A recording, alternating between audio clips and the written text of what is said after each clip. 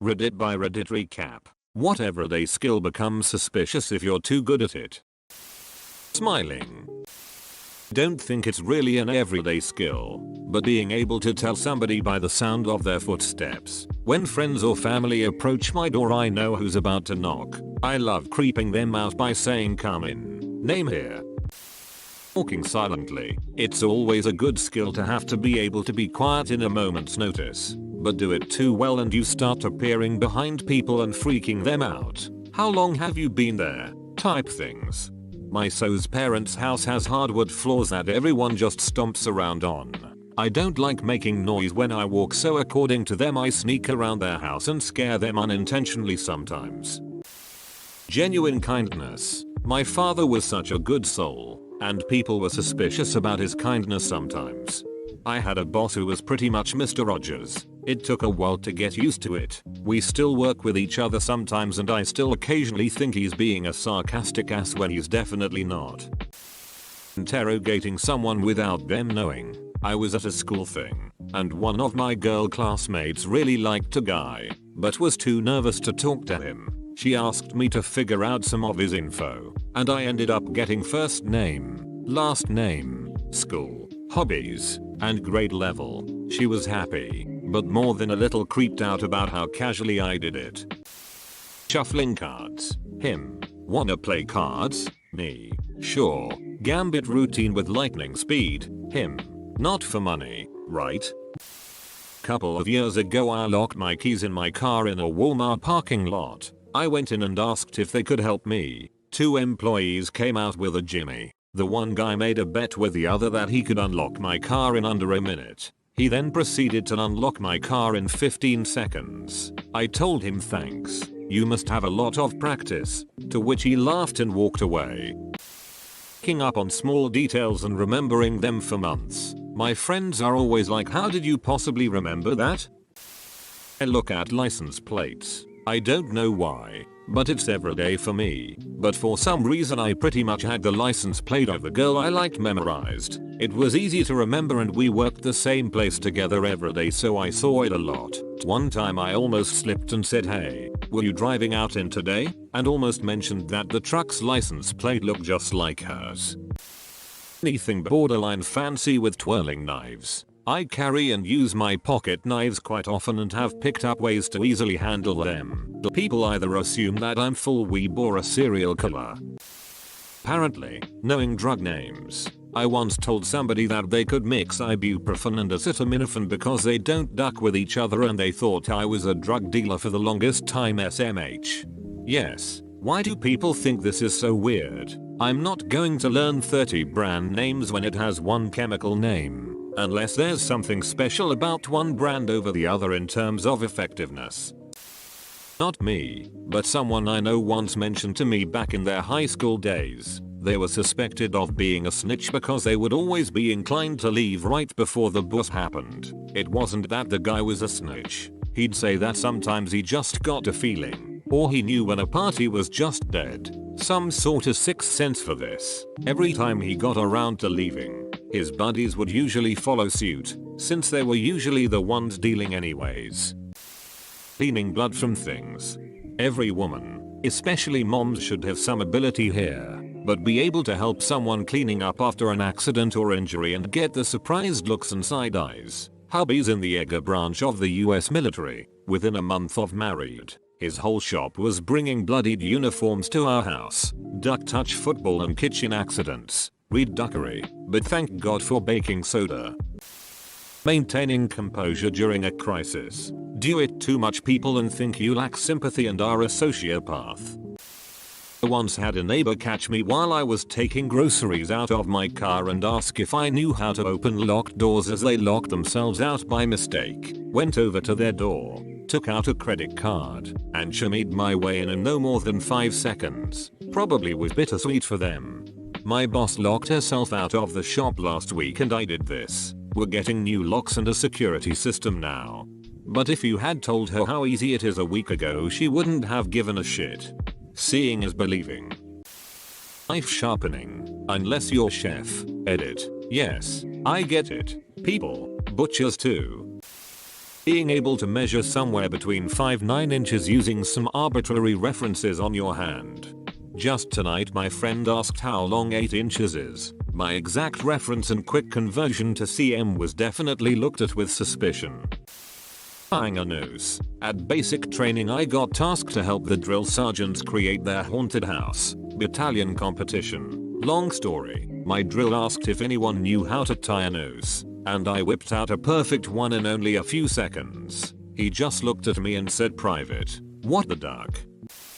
The ability to get into locked buildings. I've had my mom ask if I am a burglar and also said I am useful for when she's locked out. As a guy, being good at undoing a bra with one hand while making out with a girl. If you do this too smoothly, she may suspect that you are a player. Best to fumble at it clumsily until it pops open. But don't fumble so much you ruin the moment. It's a delicate balance.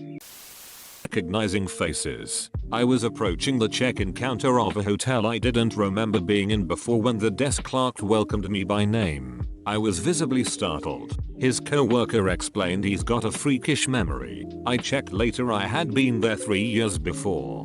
In his job, with the thousands of faces he sees a year, that is a little disturbing.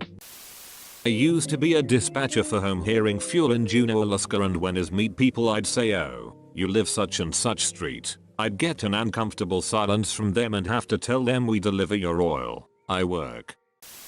Noticing details about people. I have moved around a lot and have worked in a lot of industries, one being in tourism. If I'm a tour guide and I notice a particular brand of clothing and ask someone if they're from a particular place and I'm right, it's me being observant and leads to a fun discussion. If I do the same thing in line getting coffee, it's considered creepy. I have very fast reading comprehension. People never believe me when I say that I've already read it and get frustrated that I don't take longer. I can't do simple math, but I read like lightning. I'm also very good with card handling, so everyone suspects that I cheat at poker. I encourage that because it keeps their eyes on my hands and not on my face. Knowing where people keep items on their person. Friend will be looking for his keys or phone and I'll know what jacket pocket he left it in. Opening a beer without a proper bottle opener. No, I definitely don't practice this multiple times a day. I once went to a science convention thing, and they had a rectoscopy simulator there. It was this camera snake cable thing that you feed into a hole in the machine, and a screen showed a fake camera feed from the tunnel. I got such a good score that the woman at the booth said, "You must have done this before." Edit. I guess it's called colonoscopy. Anyway, most embarrassing high score. Removal of stains. I like to use lots of bleach and get the you must be used to cleaning up the murder scenes. I like the smell of it. B, if I was cleaning up a murder scene, there are way better chemicals than bleach. So by an incidental combination of being a gearhead and at one time a tow truck driver, I am a little more observant when it comes to cars than most. I also have a knack for numbers and memorize things unintentionally. I've stopped mentioning to people that I saw their car somewhere or other. The movies, for example. It's awkward explaining that I know your plate and can spot your POS Centra from across the parking lot. Sex. If you're too good, people will assume you've had a lot of it and are, therefore, a slut. If you're good enough, they won't have the brain power to question anything. Being a very persuasive salesperson. Ugh. If someone is too convincing, I just assume they're trying to scam me. Hand washing. If you go above the wrist and you're not a surgeon, I'm going to kill you before you kill me. Eavesdropping. I just passively listen to other people a lot when I'm alone, even if I'm doing something else. It gets really embarrassing when you bring up information you heard from their conversation forgetting that you weren't involved, or when you laugh at a joke said by someone across the room. Edit. My previous grammar frustrated me. Remembering names. Oh, hi Beth. Remember me? We sat on a bench together for like 5 minutes about a year ago. Gets maced. Knowing the precise limits of what the law requires or prohibits. Lying. Being a good liar means you don't raise suspicion. Being able to quickly convert between ounce and gram. I can easily convert $100 bills into grams. Remembering someone else's schedule. I've had people get a little freaked out when I ask how a specific appointment task is going when I remember them telling me about it days prior. Due to my job, property management, and me being a flake, used to forget my keys a lot, I've gotten really good at quickly breaking into houses and apartments. Whistling. I can whistle the Android text tone and it freaks people out. Moving clothes off of an uncooperative toddler. Being calm. People accuse you of being cold if you are not as agitated as they are. Getting over bad feedback, negative events. I have a rule that if something bad happens at work I can be upset for 20 seconds then move on. Not let it bother me except to fix it if needed. People seem to think that makes me a bit psychopathic. Best comment of the day. Freaking out doesn't help much, does it? I remember from my first day of high school, there was this meetup of most of the first year's students in my area of study, arts. That day I learned so much about my peers and who to trust in different situations. There was this guy, who I got to know later, who got a weird desi switch, just short circuited his body from time to time, at random intervals. Sometimes he would know he would pass out and sometimes we would just black out. Anyway, during the info presentation from the teachers he just passed out and fell to the floor. I sat a few rows behind him and started to focus on further body movements to see if he was okay. Could see from the way he fell he wasn't in control of his body during the fall. The first 2 seconds 15% laughed and called him an attention seeker.